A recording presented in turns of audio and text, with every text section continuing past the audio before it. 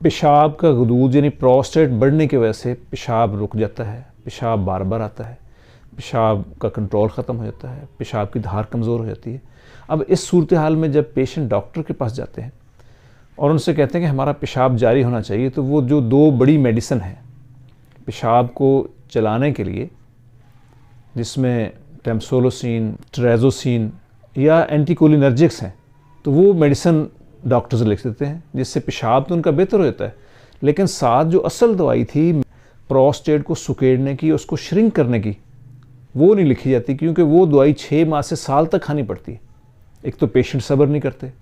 मरीज़ इतनी देर दवाई खाने के तैयार नहीं होते, वो कहता है मेरा पेशाब जारी होना चाहिए, इसलिए सिर्फ पेशाब जारी करवाने की दवाई तो खा लेते हैं,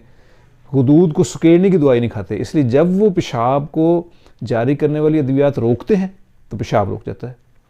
और फिर पेशेंट फिर ये कहते हैं कि हमने तो बहुत मेडिसिन खा ली हैं, अब ऑपरेशन के सिवा कोई चाराकार नहीं, डॉक्टर भी ये कह देते हैं, हालांकि उन्होंने जो असल उसको सुकेड़ने की और श्रिंक करने की दवाई थी वो खाई नहीं। वो दवाई तो थी फिनेस्ट्राइड और ड्यूटेस्ट्राइड,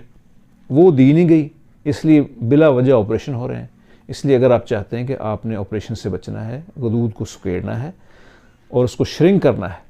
ताकि आपकी पेशाब की तकालीफ ख़त्म हो जाएं, आपको गदूद को सुकेड़ने की 2 अद्वियात फिनेस्ट्राइड और ड्यूटेस्ट्राइड ये कम से कम 6 माह से साल इस्तेमाल करनी। और इसके लिए इसके साथ साथ वक्ती तौर पर पेशाब को चलाने के लिए आप टेम्सोलोसिन, ट्रेज़ोसिन या एंटीकोलिनर्जिक जैसे सोलिफिनासिन वगैरह इस्तेमाल कर लें, लेकिन असल जो मेडिसिन इसकी है वही फिनेस्ट्राइड और ड्यूटेस्ट्राइड। अल्लाह हाफिज़।